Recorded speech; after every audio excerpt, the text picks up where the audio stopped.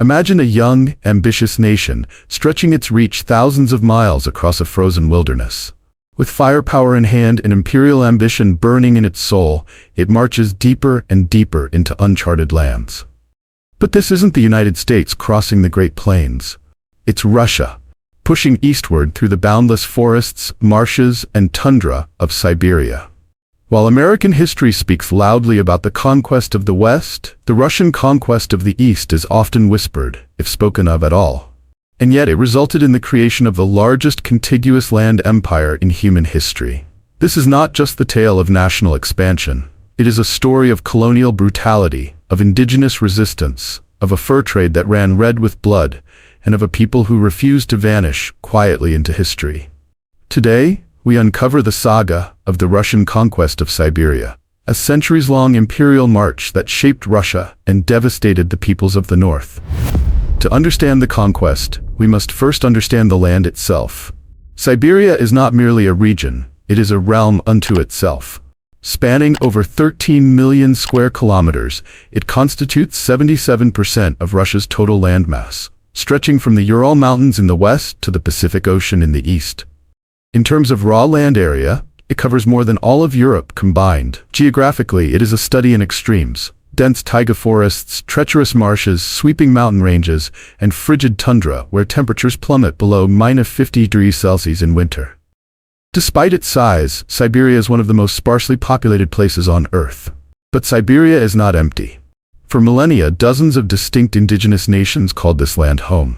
The Khanty, Mansi, Evenks, Yakuts, Chukchis, Koryaks, and many more, each with their own languages, customs, and spiritual beliefs. Many were nomadic or semi-nomadic, subsisting through reindeer herding, hunting, and fishing.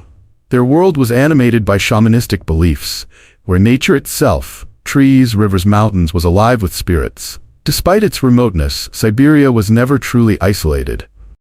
The region had, for centuries, been shaped by the ebb and flow of nomadic empires: the Scythians, the Turkic Khaganates, and, most famously, the Mongol Empire. Yet none ever truly conquered the whole of Siberia. But one thing kept drawing outsiders in: fur. In the medieval world, fur was gold, especially Siberian sable, prized for its lush, warm, and luxurious texture. In the courts of Europe and the palaces of Asia, wearing Siberian fur was a mark of wealth and nobility. By the 13th century, Siberian pelts were being traded across Eurasia, from Chinese merchants in Bukhara to Ottoman traders in Constantinople. Even before the emergence of a unified Russian state, Novgorod, a medieval Slavic republic, was dispatching expeditions across the Ural Mountains in search of furs. These expeditions often turned violent, demanding tribute from local peoples. They referred to the region east of the Urals as the Land of Ugur, a vague label for multiple West Siberian indigenous groups like the Khanty, Mansi, and Samoyeds. These early incursions were far from successful. The indigenous warriors were formidable, armed with long bows, spears, and an intimate knowledge of the land. Novgorodian warbands were routinely repelled or wiped out. By the 15th century, however, a new power was rising in the west: Moscow. In 1480, the Grand Duchy of Moscow finally broke free of Mongol domination. Over the next several decades, it began absorbing neighboring principalities: Novgorod, Tver, Pskov, creating the foundation for a centralized Russian state. Then, in 1547, Ivan IV, known to history as Ivan the Terrible, declared himself Tsar, establishing the Tsardom of Russia. Under Ivan, Russia expanded rapidly. The Kazan and Astrakhan Khanates, remnants of the Mongol Golden Horde, were crushed and annexed. This opened the door to the Ural Mountains and beyond. But beyond lay the Khanate of Sibir, a Muslim state ruled by Kuchum Khan, a Kipchak Turk who had overthrown a pro-Russian predecessor and declared independence from Moscow. Ivan wanted retribution, but the state army was tied up in the Livonian War. Instead, he granted a charter to the Stroganovs, a powerful family of merchant industrialists, to raise a private army. They hired a bandit. His name was Yermak Timofeyevich, a Cossack warlord, outlaw, and adventurer. In 1581, Yermak led a force of 1,600 men, heavily armed with muskets and cannons, technologies entirely foreign to Siberian warfare. Over the next 2 years, Yermak's forces crushed local resistance, culminating in the Battle of Chuvash Cape, where his small band defeated a much larger Tatar force. The Khanate of Sibir collapsed. Yermak, though later ambushed and killed, had opened the floodgates. The conquest of Siberia had begun. After Yermak came thousands more. Throughout the 17th century, Siberia was consumed in a relentless eastward march. But this was not a state-led military campaign. It was a frontier war conducted by Cossack freebooters, semi-autonomous warrior bands with little loyalty to Moscow, but a great thirst for wealth. These Cossacks, many criminals and peasants turned mercenaries, were unleashed upon the indigenous peoples of Siberia with one command: extract tribute at any cost. They weren't paid. Instead, they were told to nourish themselves off the land, a policy that encouraged brutality, extortion, and enslavement. The yasak, or fur tribute, became the central pillar of colonial control. Each year, Cossacks advanced further, conquering lands larger than modern-day France in single campaigns. They subjugated the Selkups, Evenks, Buryats, and Yakuts, who, lacking firearms and immunity to disease, were decimated. Entire populations were annihilated by smallpox. The Tungus and Yakuts lost up to 80% of their populations in a single generation. Siberia was being conquered not just by the sword, but by germs. With conquest came colonization. By 1700, Russian settlers already made up over half the population in parts of western Siberia. Many were peasants, but others were exiled criminals, religious dissenters, or prisoners of war. Settlements clustered around ostrogs, wooden forts built along rivers for military and administrative control.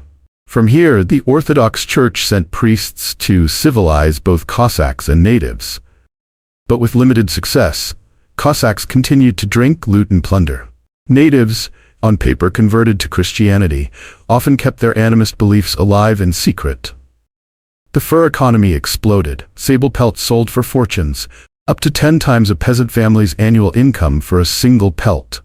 The state imposed ever higher yasak quotas, devastating traditional hunting cycles. When natives failed to meet them, promyshleniki, independent Russian trappers, resorted to violence. Some kidnapped children, ransoming them back for pelts. Others committed outright massacres. By the late 17th century, Russia's wars in Europe were being financed with Siberian fur. Most famously, Peter the Great's war against Sweden was partially paid for by a state monopoly on sable. Siberia was no longer a frontier. It was a colonial machine. By the late 1600s, Russian expansion reached the Pacific. But it also ran into a wall: the Qing dynasty of China. After defeating the Ming, the Qing had turned north, consolidating control over Manchuria, Mongolia, and the Imur River basin. In 1685, they struck hard. 6,000 Qing soldiers besieged and destroyed the Russian fort at Albazin. A year later, the Russians rebuilt. The Qing returned with even greater force. After a bloody standoff, both sides agreed to negotiate. The Treaty of Nerchinsk, 1689, marked the first diplomatic treaty between China and a European power. Russia agreed to withdraw from the Amur, and China dropped claims to Lake Baikal. A line had been drawn. But to the northeast, another war was brewing. The Koryaks, Itelmens, and Chukchis of the Kamchatka Peninsula, warrior peoples with ties to prehistoric American migrants, refused to submit. Clad in lamellar armor made of whalebone, they resisted fiercely. In 1706, they rose in rebellion, capturing Russian muskets and turning them against their occupiers. The brutal Major Pavlutsky responded with scorched earth tactics, but was eventually captured and beheaded in 1747. By 1757, the Koryaks finally submitted, ravaged by warfare and smallpox. But the Chukchis never did.